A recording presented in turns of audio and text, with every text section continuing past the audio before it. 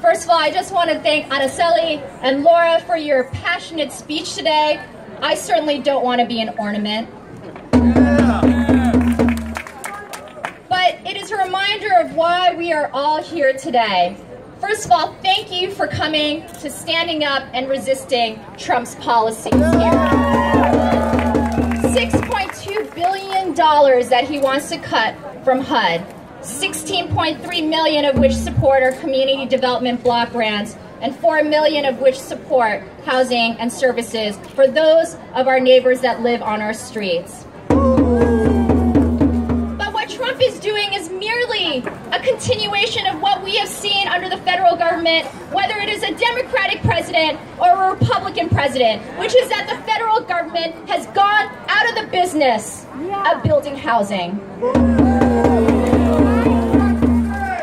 Since 1980, when we started to see those cuts happen in San Francisco and in cities across this nation, we saw homelessness emerge as an urban phenomenon in cities throughout our country. There is a direct correlation between the production of publicly built housing and homelessness. And we, 40 years later, are experiencing the terrible decisions that were made that now cause so many of our brothers and sisters to live here on our streets. So we're here today, now in a city where housing is primarily built by private market rate developers. We have left the production of all housing, low income to luxury, to private market rate developers. So here we are today, understanding that. And we are here at City Hall questioning this institution and who City Hall here represents. Do they represent the developers and their billions of dollars? Or do they represent all of us and those that live and work and make the city what it is? So I want to thank you all today because of the work of the amazing community here in San Francisco. Last year we were able to pass Proposition C, which raised affordable housing mandates on our private market rate developers to 25%. And we said not only will you build housing for our low-income and working-class families and seniors, but you will also build middle-class housing for our teachers and our nurses. Because if we fundamentally believe in public education, we know that children can't learn if they don't have a permanent and stable home to go to at night. And we know that there is no public education if our teachers can't afford to live here. Right. And paraprofessionals. Thank you.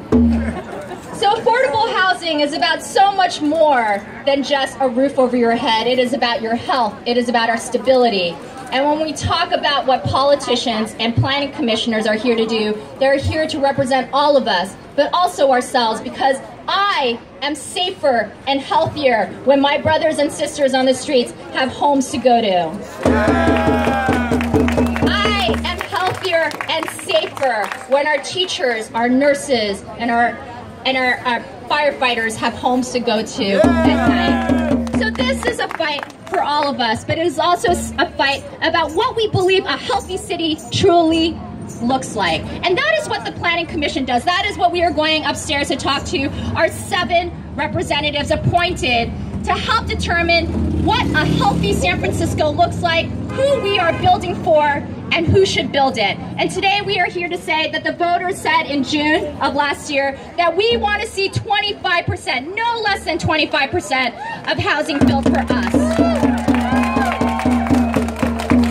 We know it should be far, far more, but we made a commitment to saying, well, we'll look at what is financially, fiscally feasible for developers to continue to build.